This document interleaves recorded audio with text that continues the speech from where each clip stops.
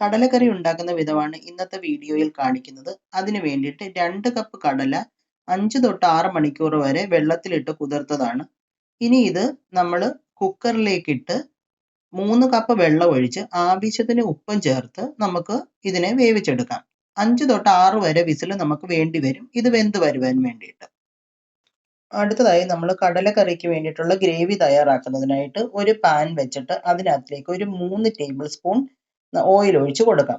ഈ ഓയിൽ നന്നായിട്ട് ചൂടായി വരുമ്പോഴത്തേക്ക് നമ്മൾ അടുത്തതായി ഇടാൻ പോകുന്നത് അരമുറി തേങ്ങ നമ്മൾ ചെറുതായിട്ട് കൊത്തി അരിഞ്ഞത് ഇതിലേക്ക് ഇട്ട് കൊടുത്ത് നമുക്ക് നന്നായിട്ട് മൂപ്പിച്ച് എടുക്കണം. അതിന് വേണ്ടിയിട്ട് കുറച്ച് സമയം എടുക്കും. നമുക്കപ്പോൾ ഇതിനെ ഒന്ന് നന്നായിട്ടൊന്ന് ഇളക്കി കൊടുക്കാം.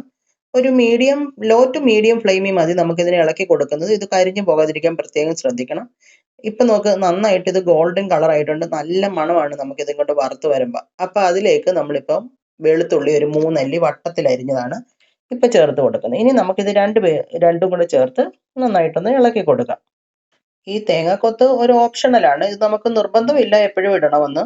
പിന്നെ നമ്മുടെ കയ്യിൽ ഉണ്ടെങ്കിൽ മാത്രം നമ്മൾ ഇട്ട് കൊടുത്താൽ മതി. ഇനി അടുത്തതായി നമ്മൾ ഇതിലേക്ക് ചെറുതായി അരിഞ്ഞു വെച്ചിരിക്കുന്ന 2 സവാളയാണ് നമ്മൾ ചേർത്ത് കൊടുത്തിരിക്കുന്നത്. ആ സവാളയും നമുക്ക് ഇതിൻ്റെ കൂട്ടത്തിൽ ചേർത്ത് നന്നായിട്ടൊന്ന് ഇളക്കി കൊടുക്കാം. അതിനുശേഷം നമ്മൾ ഇതിലേക്ക് 1 ടീസ്പൂൺ മഞ്ഞൾപ്പൊടി ചേർത്ത് കൊടുത്തു. ഇനി നമുക്കതിലേക്ക് 3 ടീസ്പൂൺ മല്ലിപ്പൊടിയാണ് അടുത്തതായിട്ട് ചേർത്ത് കൊടുക്കുന്നത്.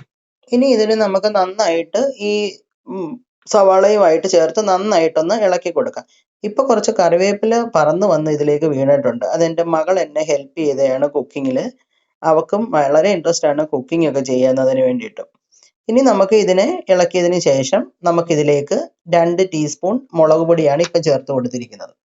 അപ്പോൾ ഈ മുളക് പൊടി ഇതെല്ലാം ഒന്ന് നന്നായിട്ട് മിക്സ് ആയതിനു ശേഷം നമുക്കിതിലേക്ക് 1 ടീസ്പൂൺ ഗരം മസാല ചേർത്ത് നന്നായിട്ട് വഴറ്റാം.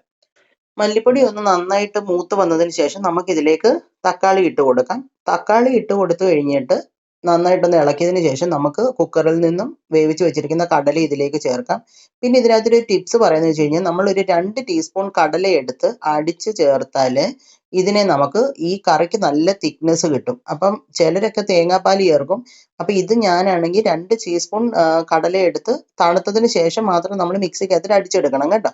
അപ്പം ഇത് നമുക്ക് ആ ഗ്രേവി കാണുമ്പോൾ തന്നെ നമുക്ക് അതിൻ്റെ തിക്നെസ് മനസ്സിലാവും. ഇതിപ്പം കടലയില്ലാത്ത ഭാഗവും ഇത് മിക്സ് ചെയ്തതിന് ശേഷമുള്ള ഗ്രേവിയുടെ തിക്നെസ്സും തമ്മിൽ നമുക്ക് അത് മനസ്സിലാവും. നോക്കിപ്പം നല്ലതായിട്ട് തിക്കായിട്ടുണ്ട്. ഇനി നമുക്ക് സ്റ്റൗ ഓഫ് ചെയ്ത് നിർത്താം.